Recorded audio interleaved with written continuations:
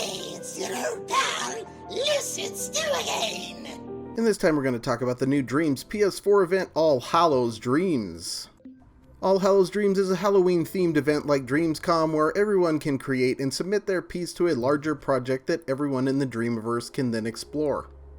The All Hallows Dreams event consists of two portions. The first is pumpkin carving, and the second is creating a spooky room for a haunted mansion that will be comprised of all the submitted rooms. One reason I'm making this video is to let you know this is super easy to participate in because you can use any asset in the Dreamiverse to create a room as long as you conform to the thermo requirements. So for the pumpkin carving portion, you're going to remix this template. And for the room portion, you'll remix one of these room templates. You have 3 form factors to choose from. It doesn't matter which you pick. will figure out how they'll all be joined up later. I'm making a room for this. I'm making some assets specifically, and I'm making them available as I go. I've also taken some requests on Twitter, and all of that is currently available in my collection, Pleasant Screams. For the room portion of the All Hallows Dreams event, you are limited to 15% gameplay and graphics thermo and 5% audio. Because of that, all of these assets are low graphics thermo. That includes the creepy clown here, which I managed to keep to 2%. There are lots of other things I've done that you can use to quickly build your own haunted mansion room, but I wanted to point out my collection Abandoned Industrial Mark II because it's newer and also is constructed with the intention of keeping things relatively low thermo. There are some exceptions like the brick wall, but for the most part, the various things in this collection and its sub-collections are either 1 or 2% graphics thermo, and of course you can also reduce them a little with the sculpture detail tool if they're too expensive. And these are designed as a horror theme for a horror genre game I'm making, so they are definitely applicable to the event if this is a style you want to aim for.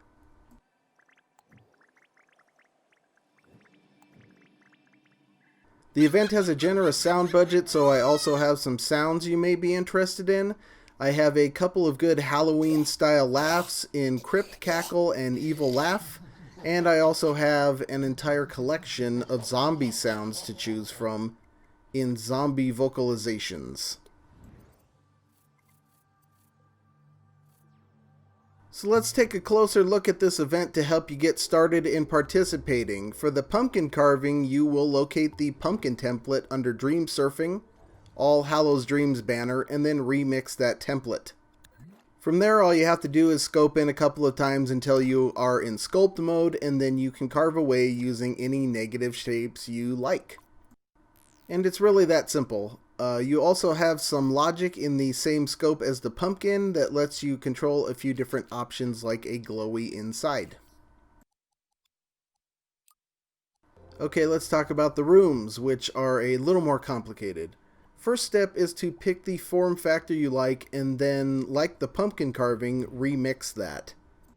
The main thing to focus on, because it can trip you up, is that everything you put into this element must be scoped into the room, and you must save the whole thing as an element. I'm just going to grab something real quick to add to the space. This stone pedestal corner will do. Now we want to add it to the same scope as the room.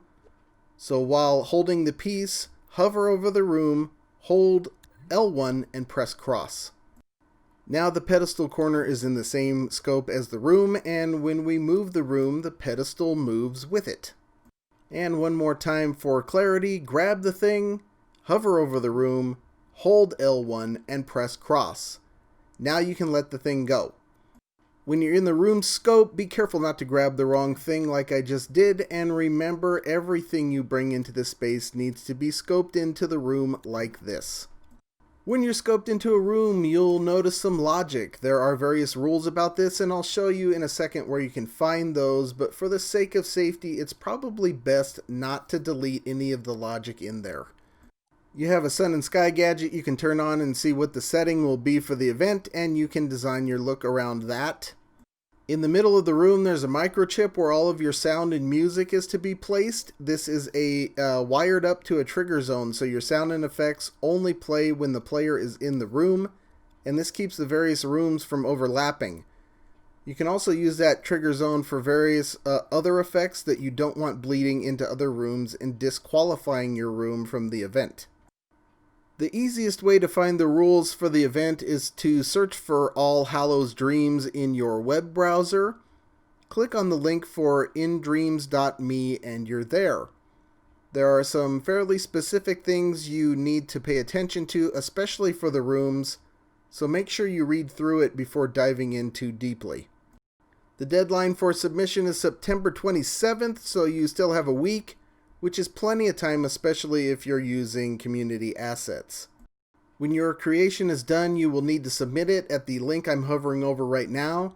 You want to make sure you're signed in, find the URL for the element through your InDreams profile page, and then paste that URL into the appropriate field to submit. will then check to make sure your submission adheres to the guidelines. The rules page doesn't say anything about when the event will take place, but obviously it will be on or before Halloween. Dreamscom took a week to set up after the deadline. I would expect something similar here, but also possible it might be on Halloween. If you know the day of the event, post it in the comments, please. So that's all for now. I will leave you with a sneak peek of the event room I'm working on. See you in the Dreamiverse.